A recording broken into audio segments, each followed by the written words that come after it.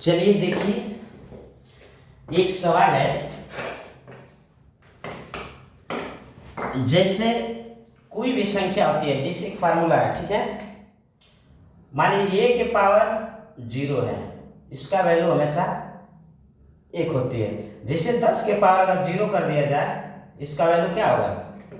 1 होगा। ये हमेशा याद रखेगा, ठीक है। ये हमेशा याद रखिए कि इसका फार्मूला ये होता है, ठीक। जैसे 15 है, ठीक है। 15 के पावर अगर 0 लिख दिया जाए, इसका वैल्यू हमेशा, ये कंपटीशन का सवाल है, ठीक है। ये हमेशा इसको इतना लिखेंगे। और दूसरा सवाल है, ठीक है, जैसे ये अंडर रूट n बाई ए, ठीक है। अंडर रूट, ठीक है, n अगर इसको लिख रहे हैं, ठीक है, तो क्या होगा? ठीक है, तो इसका आएगा आंसर आएगा अंडर रूट, ठीक है, या अंडर रूट को जब हटाते हैं, ठीक है, देखिए आएगा a के पावर 1 बाई n, ठीक है। क्या आएगा? a के पावर 1 बाई n, ठीक है।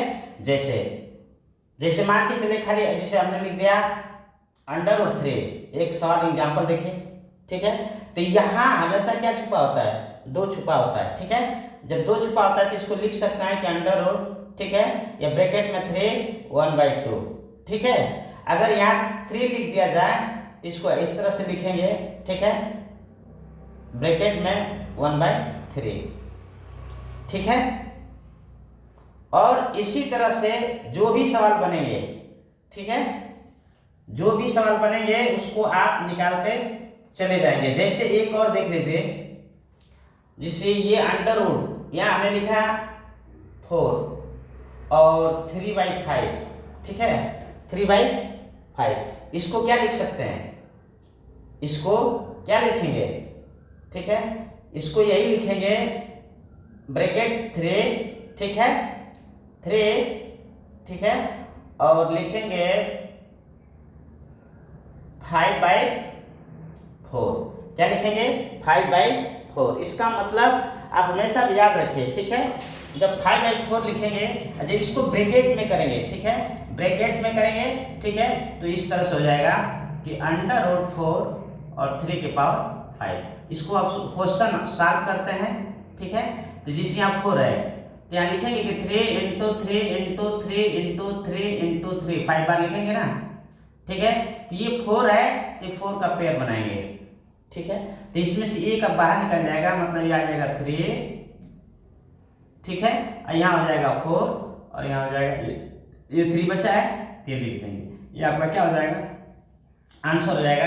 या डायरेक्ट अगर आपका जो आता है ना, ठीक है, मल्टीपल क्वेश्चन आता है ABCD करके, तो इस तरह से इसको अगर निकालेंगे तो ये आपका आंसर होगा, ठीक है। अगला क्वेश्चन, अगर मान के चलिए, देखिए अंडर रूट यहाँ m है, फिर अंडर रूट ये n और a है, ठीक है।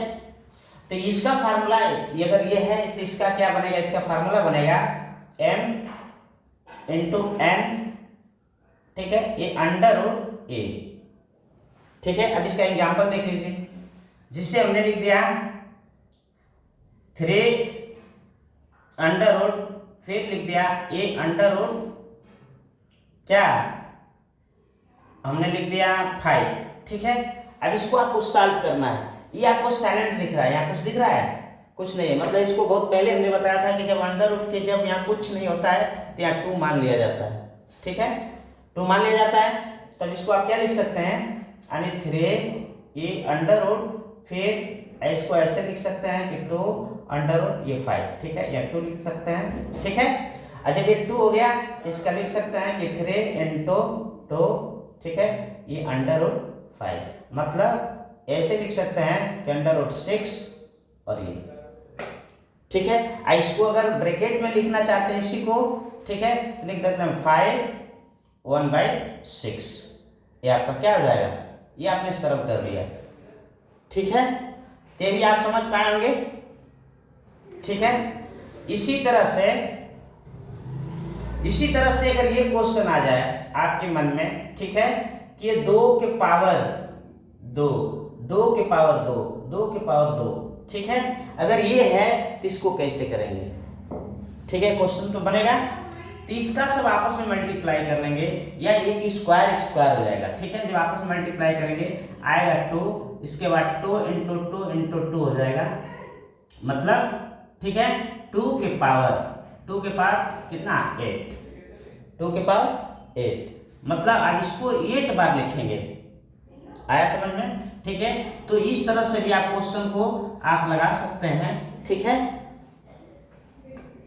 आ गया समझ में? मान लीजिए इसका फार्मूला बनेगा, इसका फार्मूला आपका बनेगा।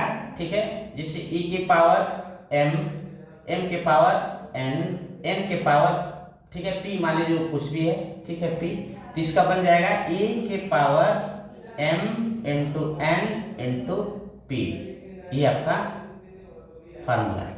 ठीक है, तो आप इस तरह से पूरा सवाल जो है ठीक है प्रैक्टिस करेंगे, बहुत सारा प्रैक्टिस करेंगे, बहुत सारा सवाल अपने आप सवाल बना लेंगे। ठीक है, अपने आप सवाल कुछ भी अंक रखेंगे और उसको इस फार्मूले पर रखते चले जाएंगे। ठीक है।